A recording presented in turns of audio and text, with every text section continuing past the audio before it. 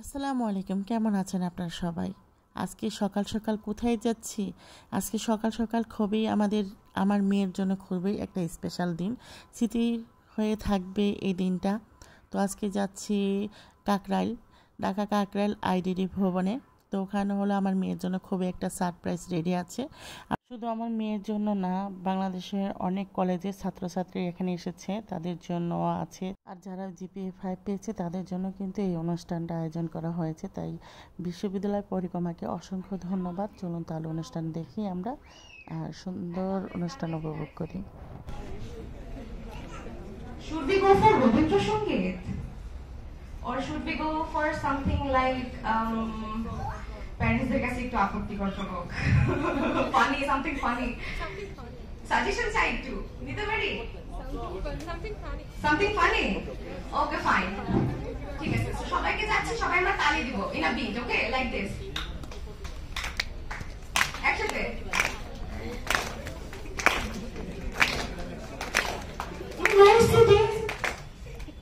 Okay, one second. Okay, ready?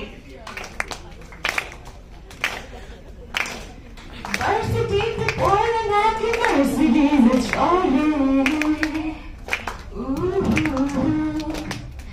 Varsity the boy and I can Mercedes, it's I know que boy falling that the get on the body, আমার হাতে pen আছে বুকে নাই কিন্তু evidence ঠিকই আছে 75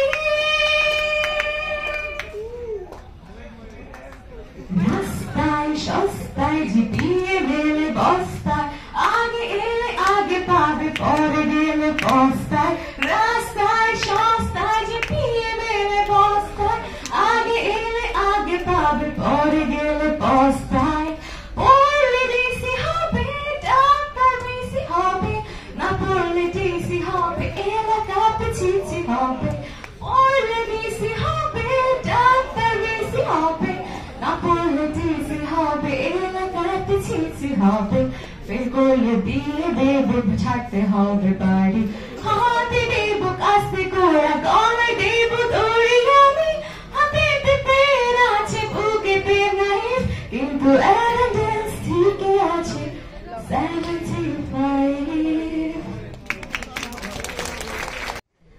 এখানে আমাদের গুরুজনেরা আমাদেরকে শুধুমাত্র সামনে আমরা যেন আমাদের প্রতিভাকে নতুন করে সবার সামনে উপস্থাপন করতে পারি সেই জন্য আমাদেরকে বারবার অনুরোধ করছে।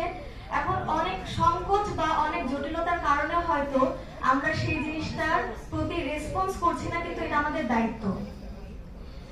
এখন যেহেতু কিছুদিন আগে আমাদের এত বড় একটা আন্দোলন হলো, তো আমি গান যদি গাই তাহলে একটা দেশের গান গাইতে চাই।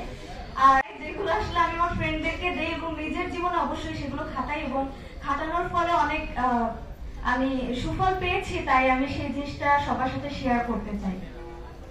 তো আমি গানটা দিয়ে শুরু করছি। আমি বাংলায় গান গাই, আমি বাংলার গান গাই, আমি আমার আমিকে চিরদিন এই বাংলায় খুঁজে পাই।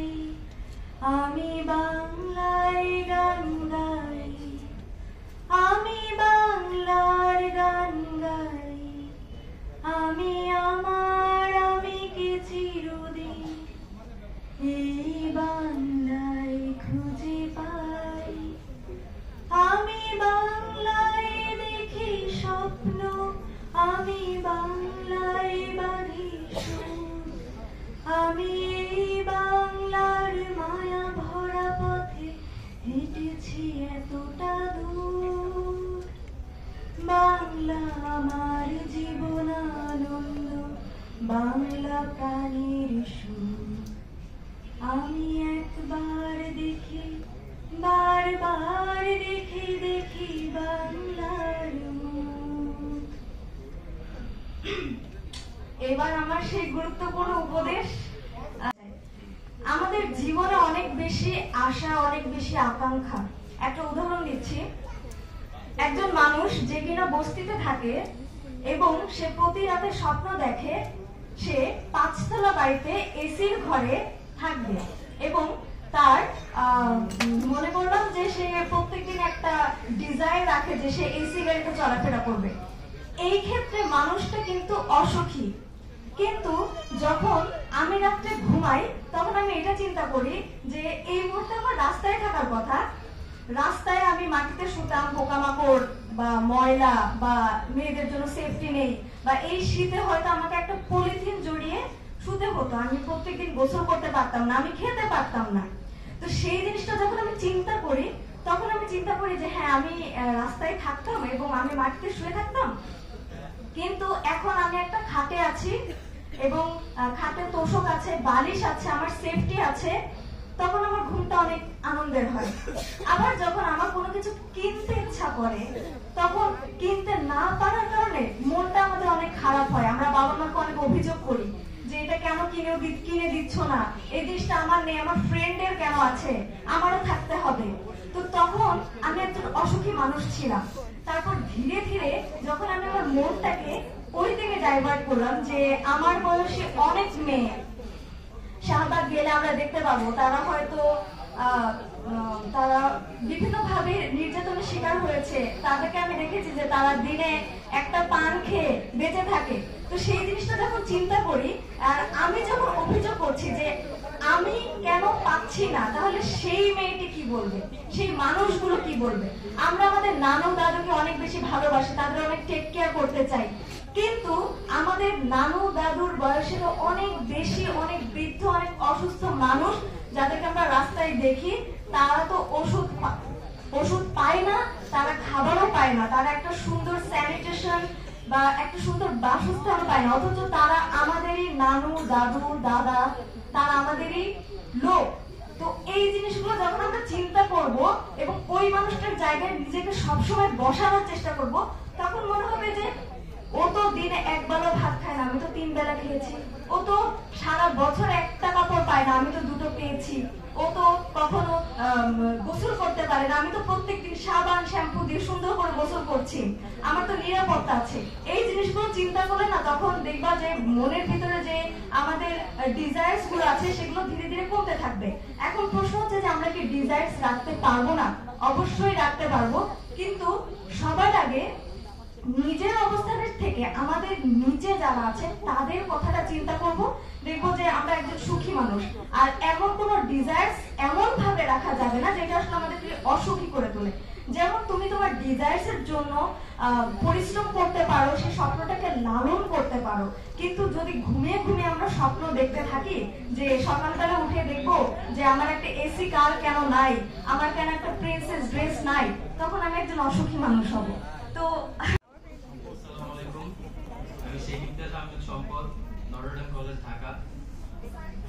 নারী কণ্ঠ।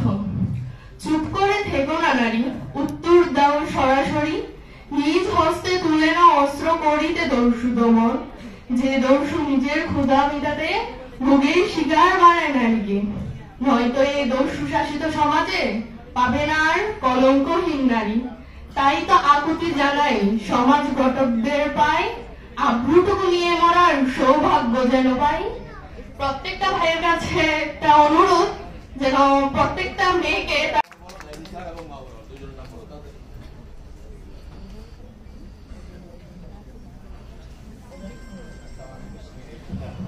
আসসালামু আলাইকুম। সবাইকে দেখে আসলে ভালো লাগছে। আমার নাম হচ্ছে নিপা আক্তার, আমি আপনাদের সাথেই আছি, আপনাদের সাথেই থাকবো। আন্তরিক ভাবে ধন্যবাদ সম্মানিত ভাইয়াকে। এবং সেই সাথে আমাদের মাঝে উপস্থিত হয়ে গেছেন গণপ্রজাতন্ত্রী বাংলাদেশ সরকারের যুব ও ক্রীড়া মন্ত্রণালয় সচিব জনাব মোহাম্মদ রেজাউল মাকসুদ জাহিদি। অনুষ্ঠানের প্রধান অতিথি হিসেবে স্যার কিন্তু অনেক গণ্যমান্য ব্যক্তি এবং সম্মানিত ব্যক্তি, তার বক্তব্য শোনার জন্য আমরা অধীর আগ্রহে বসে থাকবো। সেই সাথে মোহাম্মদ মাহবুবুর রহমান খোকন, অতিরিক্ত সচিব, মন্ত্রী পরিষদ বিভাগ, গণপ্রজাতন্ত্রী বাংলাদেশ সরকার। একটি জোরে করতালির মাধ্যমে আপনারা অবশ্যই আমন্ত্রণ জানাবেন। দেখার এবং তার কথা শোনার সৌভাগ্য আমার পাশাপাশি আপনাদেরও হয়েছে। সেই সাথে আন্তরিকভাবে আমন্ত্রণ জানাচ্ছি আমাদের সম্মানিত বিশ্ববিদ্যালয়ের পরিক্রমার সম্পাদক, যিনি আজকে মধ্যমণি বলবো যে বাংলাদেশের বিভিন্ন শিক্ষা প্রতিষ্ঠানে সুন্দর একটি গিফট দিয়েছে। তো আজকে সবাই ভালো থাকবেন।